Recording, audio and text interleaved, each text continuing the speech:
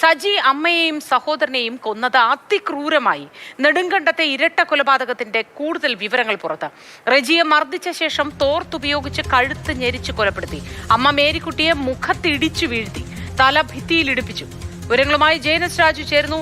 ജെയിൻ, വല്ലാതെ ഭീതി തോന്നുന്ന സംഭവങ്ങൾ. ഒരു മകന്, ഒരു സഹോദരന് ഇതെങ്ങനെ ചെയ്യാൻ കഴിഞ്ഞു എന്നതാണ് ഞെട്ടിക്കുന്ന വിവരങ്ങൾ പുറത്തു വരുന്നു. മറ്റു വിവരങ്ങൾ എന്തൊക്കെയാണ്?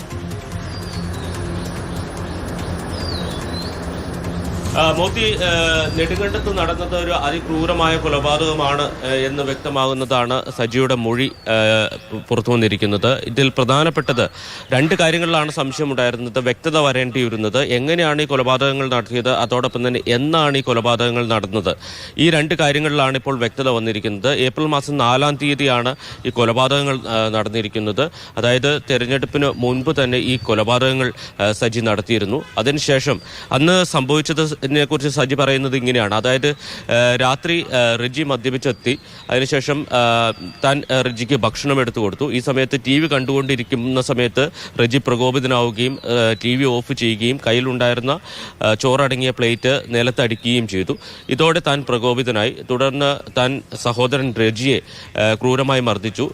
അവശനായി താഴെ വീണ റെജിയെ വീണ്ടും കസേരയിൽ ഇരുത്തിയതിന് ശേഷം പിന്നിൽ നിന്ന് തോർത്തുപയോഗിച്ച് കഴുത്ത് മുറുക്കി കൊലപ്പെടുത്തി എന്നുള്ളതാണ് സജി പോലീസിന് നൽകിയിരിക്കുന്ന മൊഴി. ഈ സമയത്താണ് അമ്മ മേരിക്കുട്ടി അങ്ങോട്ടേക്ക് വരുന്നത്. ഈ സമയത്ത് ഇവരുടെ മുഖത്ത് സജി ഇടിച്ചു. ഇവർ ഇടിയേറ്റ ഉടൻ തന്നെ ബോധരഹിതയായി താഴേക്ക് വീണു. ഒരു അനക്കം മാത്രമാണ് ഉണ്ടായിരുന്നത് എന്നുള്ളതാണ് സജി പറയുന്നത്. അതിനുശേഷം ഇവരുടെ തല ഭിത്തിയിൽ ഇടിപ്പിച്ചു. അങ്ങനെയാണ് ഈ രണ്ട് കൊലപാതകങ്ങളും നടത്തിയത്.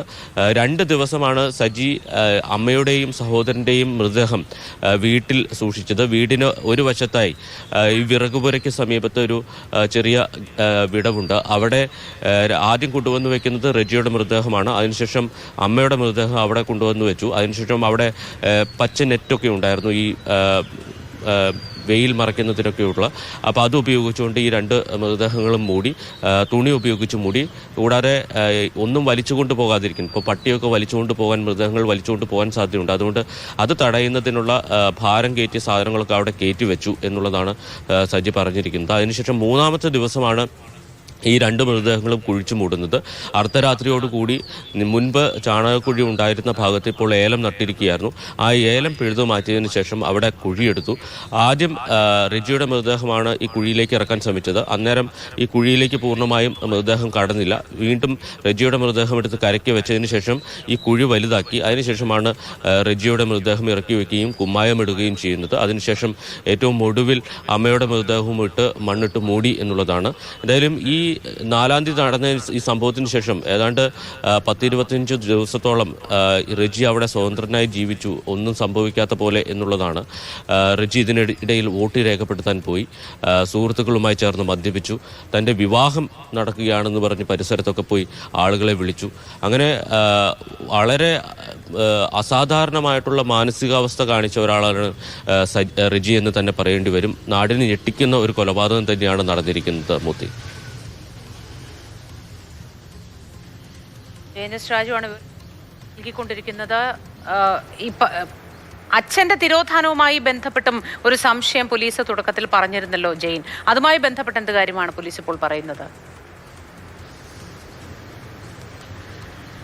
നിലവിൽ ആ കേസ് അന്വേഷണം ഇപ്പോഴും നിലനിൽക്കുന്നുണ്ട്. ആ കേസ് ക്ലോസ് ചെയ്തിട്ടില്ല. പക്ഷേ ഇത് സംബന്ധിച്ച് കൂടുതൽ തെളിവുകളൊന്നും പോലീസിന് ഇതുവരെ ലഭിച്ചിട്ടില്ല.